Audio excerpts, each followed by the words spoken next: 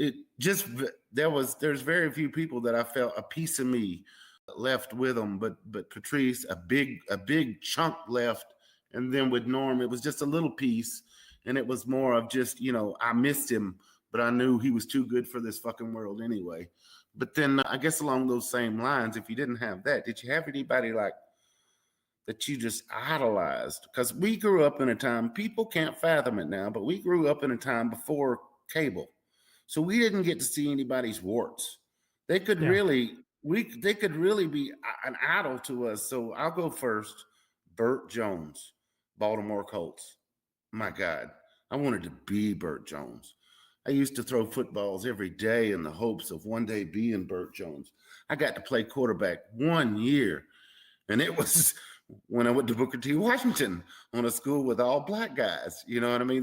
We threw the football one time the whole year, and I was like, man, maybe Burt went through the same frustration where they just ran the football all the time. You know what I mean? So that was my football idol, and I mean, it was huge.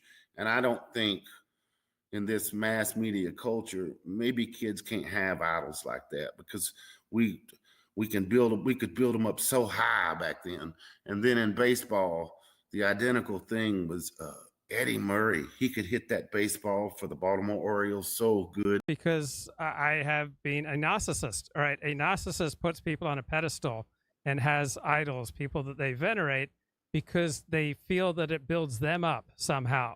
So normal people don't have the intensity of these parasocial relationships that you and I have had, because normal people are not narcissistic.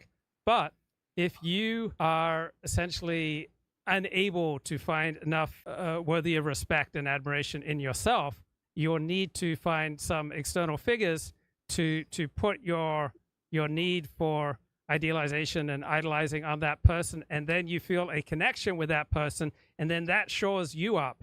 So when I encounter people who idolize others just like you describe, because that is exactly my history, right? I have behaved exactly the same way with the Roger Staubach of the Dallas Cowboys, the quarterback, or Steve Garvey, the Dodgers first baseman, or Dennis Prager, the talk radio host. I've done this throughout my life because by putting these public figures on a pedestal and having a parasocial relationship with them, it acted in a way that it kind of held me up.